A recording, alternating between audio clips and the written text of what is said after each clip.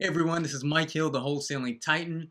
Today I wanted to create the very best video you can find online explaining how to fill out your real estate contracts for wholesaling, and I'm going to tell you why in just a second. I am a wholesaler down here in sunny South Florida. It's beautiful. I love it. It's December. It's almost 80 degrees. I'm on my way out the door to go hang out on the intercoastal. That's not related to this video whatsoever. That's for my family in New York. You guys are missing out. Please come down. So back to today's topic. On my way out the door, I got yet another email asking me about the paperwork.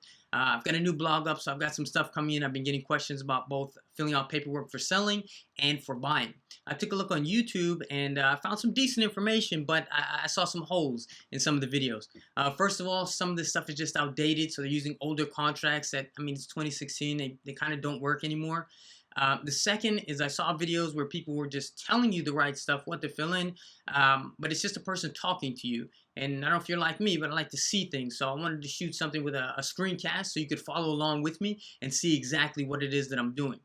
The other issue that I saw is that they were explaining how to fill this stuff out, but it was very basic. And if you're doing this business seriously, there are actually some clauses you can put in and some other creative things that really can, from a selling side, get your contracts more easily accepted and also protect you. Exit clauses and strategies that I'm going to show you. And then from the buying side, man, there's just a ton of stuff that, ultimately it's about getting you paid. So just to make sure that you get paid, that you protect yourself, that you're covered, all that good stuff. So with that said, I know I'm speaking fast. I want to make this video efficient because I want to get out of here. Let me go ahead and jump into full screen mode and we'll go from here. Okay, ladies and gentlemen, let's do this thing. Two things very quickly. Number one, I am not a licensed real estate agent. And number two, I am not a lawyer. I'm not giving legal advice here, so take this as purely educational.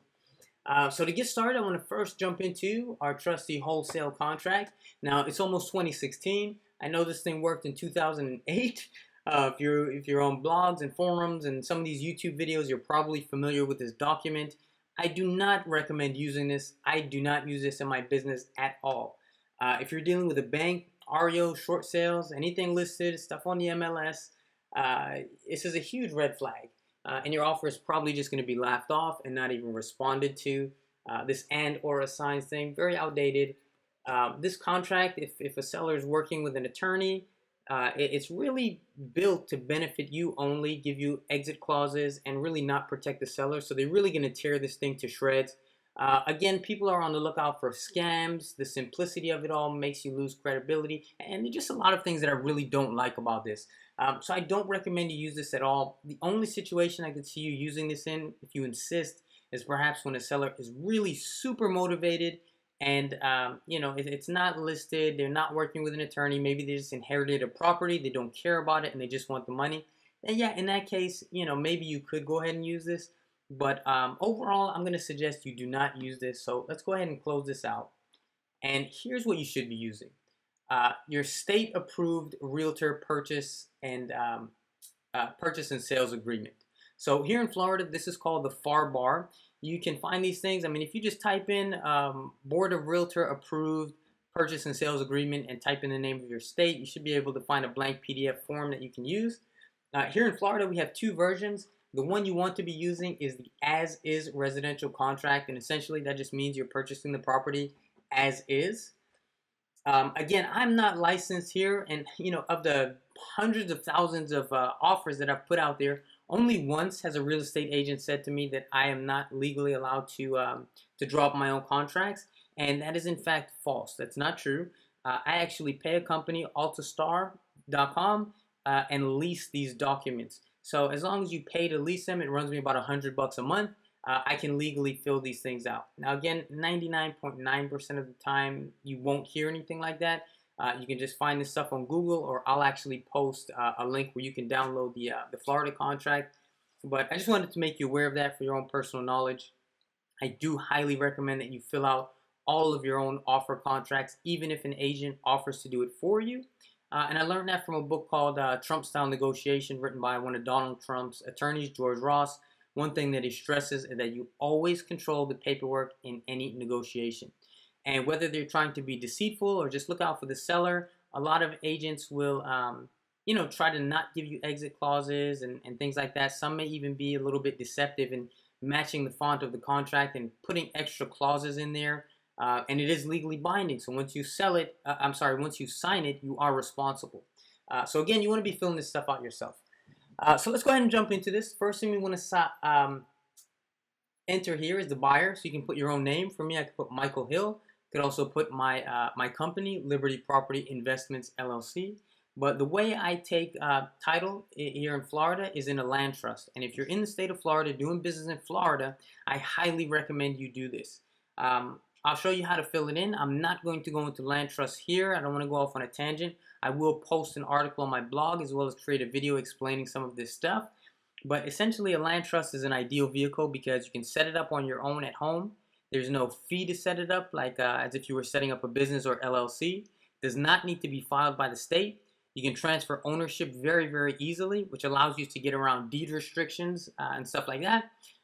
You can also have your end buyer pay for the deposits, and there are really a lot of benefits to doing it this way. So the way I do it is to take the property address. This is a wholesale deal I did maybe a year or two ago. And you take just the street address, so you don't need that part, and just type in land trust, comma, your name, and then the word trustee. Okay. Next, we put in the property description. The property is located, in this case, the county, St. Lucie. And then this information here, the property tax ID number, as well as the legal description, can be found on the property appraiser website. So if you don't know what I'm talking about, you can just go to Google, type in the name of the county, and the words property appraiser. From there, you'll find a button that says property search, and you want to search by address. You don't need the whole thing. Okay, let's find 7703, and we pull up the card. You'll get something like this. This number here, copy, paste it right here. And then the legal description, you'll copy this, Lakewood Park, and paste that right here. Now, another thing you can do is if you're using an automated software that fills out all of your contracts for you, or a CRM such as FreedomSoft, or you just don't want to do that every time, you can actually just write in here, legal description as shown in public record. And that can just be a standard part of your contract. Now, another cool thing about that is, let's say if you were copying the legal description and you made an error. Now, at some point, if the seller wanted to weasel their way out of your contract, if you made that type of error, you would actually give them legally a way to exit. So this is just another way, that you can kind of protect yourself as well. If you have any questions about this stuff, again, please just leave a comment below, and I will, make sure I get back to you. I won't be going through everything. If you don't understand something, you do need to read your contract in its entirety. If you don't understand something, you do need to get legal advice. So the first line here is going to be your offer price. So let's just put in $50,000. The next is going to be your deposit. I always put $1,000.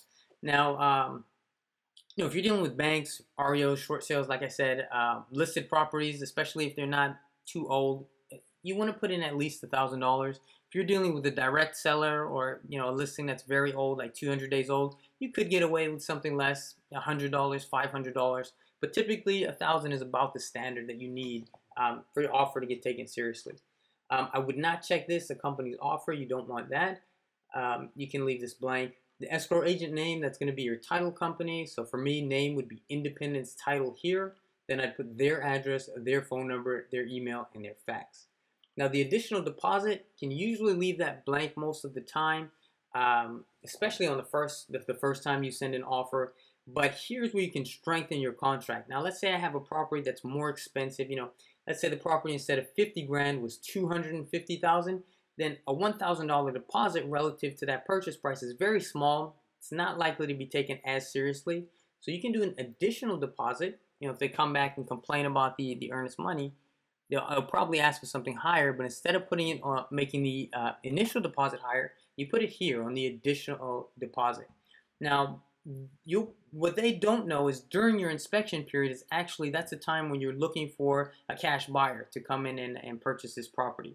So if you find a cash buyer during that time, then it's all good. And I'll show you how to take care of this additional deposit afterwards. But if during that time you can't find a buyer, you need to cancel your contract, then you're not liable for this $5,000. And you can get your earnest money deposit, your original one, back as well. But basically, this is just here because it can make your contract, your offer, look a lot more attractive. So on E, balance to close. So if I left that in there, this would be what, 44,000. In this example, I won't. So the balance would be 49,000. Okay, time for acceptance of offer. You can fill that in here. That's really on a case-by-case basis. If you're dealing with something listed, you could make it a week. If you're dealing with an individual seller and you kind of want to put some pressure on them, you can make it 2 days. That's at your discretion. Next, the closing date. This is super important and often overlooked. So it's December 2015 right now. So let's say I made an offer and I said I was going to close by January 15th of 2016. Right? Now, if I do not close on that date, I can lose my earnest money deposit. I can lose the deal. My contract becomes not valid. If they're per diem fines, it means every day there could be a fine of say $100. So if I don't close until the 20th, that'd be a $500 fine. So what you can do, there's 3 words that you can put in your contract that's really, really going to make this a lot more beneficial to you, and almost no one is going to catch it or say anything about it. And that's to put on or about. And the reason you're going to put that is because what is about legally? And the term is so ambiguous that you can use this time. Let's say a buyer backs out on you at the last minute. You can use that to find another buyer. You can buy yourself some more time. Those per diem fines that I was telling you about, you can avoid those. So that's just something to give you a little bit more leeway and flexibility in your contract. So next, you're just going to initial here. I'm using Preview on a Mac. I'm sure there's similar programs for Windows, but the cool thing here is that you can actually create your signature on the mouse trackpad and save it. And whereas some sellers won't accept electronic signatures, as you can see, this looks handwritten, so that's pretty cool. So you just put your initials there. Okay, and the next big one I want to talk to you about is assignability. Now, in general, I put may not assign the contract, and that's only because it makes your offer look a little bit stronger. If you put may assign, that can be a red flag to some agents or even some sellers. Also, if you're dealing with banks, again, REO short sales, they will not accept an assignable contract. So if you submit it that way, they'll just kick it back to you, and essentially you're losing time. And sense of urgency, speed of implementation is so important in this business. You get a contract kicked back to you, another investor might swoop in and grab it. Also in Florida, I can click may not assign all day because I'm taking title in the land trust, and I can not technically assign, but essentially do the same things in assignment and save on double closing costs anyway. So again, if you're dealing with an individual seller, you can hit the may assign button, but I do recommend going with may not assign. Financing. You want to select that the buyer will be paying cash. Now, I've seen on forums and I've had arguments with people. And they say, well, if you're using hard money, or if your buyer's using hard money, or if your proof of funds letter is from a hard money lender, you have to. No. Just click cash. It makes it easier. Just click that there. And that's all I'm going to say about it. Just do it. All right, so then you're going to go ahead and put your buyer's initials here. Details on closing costs, all this stuff you've got to read on your own. Your state, the order of some of this stuff may be different, but it essentially all says the same thing. Next, is the closing agent. You always want to select the buyer will designate the closing agent. It's in your best interest. Now, sometimes you'll get a stubborn seller or an entity, maybe a bank that insists on using their seller. You can still do a deal that way. If you have a question about it, I won't go into it in this video. You can leave me a comment. I'll get back to you. But when we make the initial offer, we want to put in all the terms that we want. And then if we need to go back to the table for negotiation later, we can do that. But for now, buyer selects the closing agent. All right. And then here, the seller will pay the assessments in full prior to or at the time of closing. Buyer's initials go here. Again, a bunch of disclosures, the stuff you should know. Mold, lead paint, all that good stuff's in here. You'll need to initial again each page. Now, special attention here. I'm sure you know about this, the inspection period. This is probably the most important clause in your contract. I would not leave this blank, especially if you're turning it in with your signature on it. You don't want someone writing something in. And typically, if you're dealing with banks, REOs, short sales, MLS properties, what I like to put in is a 7-day inspection period, possibly a 10-day, but I think 7 is a very good place to start. If you're dealing with an unlisted property, an individual seller, you can put in 10 days, 14 days. I've even done 30 days. They're a little bit, not as common, but 7 days is a good place to start. And your inspection period essentially means during that time you can cancel your contract and not be responsible for the earnest money deposit, or you can have it refundable. After your inspection period is up, if you've not provided a written cancellation, your deposit is no longer refundable, meaning it goes hard, is what they call it. So if you do not cancel before your inspection period is up, your deposit goes hard. And if you cannot find a buyer before the closing date and close on the property, then you will lose that earnest money deposit. Two other things worth mentioning here. First off, are addendums. Anything in an addendum supersedes the contract. So if you have a 7-day inspection period and the seller signs off and puts in an addendum with a 0-day inspection and you sign it, it will trump what's in your contract currently. So you need to read your addendums carefully and be very careful, because they can eliminate your inspection period that way. On the flip side, same concept, addendum overrides what's in the contract. If you're bidding on something like a Fannie Mae property, the Fannie Mae standard addendum gives you a 10-day inspection period, and that will supersede anything that's in this contract. So when submitting this to the listing agent, you can actually put a 0-day inspection period or a 1-day inspection period. And when that goes back to the listing agent and the asset manager and they look over it, they'll say, wow, this buyer is very serious. They don't even need inspection, so we'll accept this offer. And they'll send you the addendum, and when you sign it, it will have that 10-day inspection period in there, which will supersede what's here, and you'll get 10 days. Just another way to get your contract accepted. All right, so scrolling along here, again, just initial every page. And we'll just whip through this pretty quickly.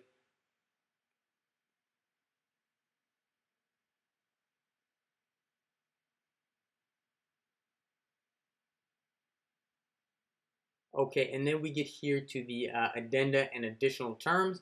I'm going to come back to this in just a second. Just want to show you, you have the signing page. You just sign here, put your name, comma, trustee, and date, and then you can put your address here.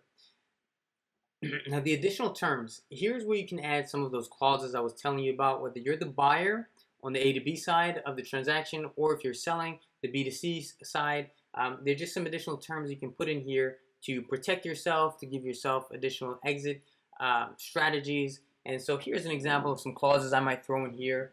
One thing I might put in here is buyer and seller agree that inspection period shall be in business days and not calendar days. Right, so essentially, let's say if we look at that section we were looking at earlier, if I put a 10-day inspection period, that could be a red flag to some realtors, to some sellers, and they may reject it. However, if I put in 7 days, a little bit more reasonable, but add this term or clause in the end rather, then that can give me a weekend, some additional time to go ahead and market my property. So that's just one example of that can be really helpful. I always put in here as well, let's say I'm doing a short sale, I will say inspection period to commence after final bank approval. Right, so just little things like that can protect you from losing your earnest money deposit. There are also a lot of them that you can use when you're acting as the seller, selling to a buyer, to make sure that your buyer closes, to make sure you can't get cut out of the deal. And I've got a ton of these clauses, and I want to show them to you. Let me see if I actually have them here. I can pull up. So I cut away from the original video here to give you a general idea of the clauses that you can and that you should put into your contracts from both a purchasing and a selling perspective to protect your interests. Now, here's the thing. It's taken me a lot of time, a lot of experience. I've lost revenue, I've left money on the table, made mistakes, and I've paid money to various mentors to put all this stuff together. And these things can save you money, and they can also actually make you a lot of extra money on your deals. So I've got clauses in there that'll protect you from things like being sued, protect your earnest money deposit, give you additional exit strategies, eliminate or at least significantly reduce your chances of getting cut out of a deal. That happens a lot more often than you might think. Incentivize your buyer to make sure that he or she actually closes. Make sure that if your end buyer does bail, the title company can release their earnest money deposit to you. And this isn't as easy as it really should be, and a lot more. So I know this is blurred out, always a catch, right? But seriously, having this stuff is a huge competitive advantage. So I'm going to make the ethical bribe to please click the link below this video for an opportunity to download. First off, a copy of 2 filled-in contracts that you can use as a reference guide. One is filled out as a buyer on the A to B side, and another as the seller on the B to C side, and that's absolutely free. And an opportunity to unblur this stuff and grab all of these, life-saving, money-making clauses in a downloadable format so you can simply copy and paste them into your own contracts. So hopefully you're already watching this on my site, but if you're watching this on YouTube or somewhere else, I quite frankly just want you to go and check out my website. I mean, I've been working diligently on it, and I'm pretty proud of what I've put together here. I didn't think of myself as the blogging type. I just started off answering emails and enjoying helping and educating people. But I've also been frustrated with a lot of the trash I've seen spewed on various blogs and stuff like that, a lot of misinformation. So pretty proud of the trash-free zone that I've put together. And just want to wrap up here. Please go ahead and leave me a comment if you have any questions about this stuff or anything related to wholesaling. Again, I'm active in the business, so please, I don't want to write just for the sake of writing. Let me know what you want to hear. I'd be happy to address it, make some additional entries, make some videos. Please subscribe to my YouTube channel. Hit me up with your questions. Download the resources available to you on my site. Look around, and hopefully I'll hear from you soon. Thanks.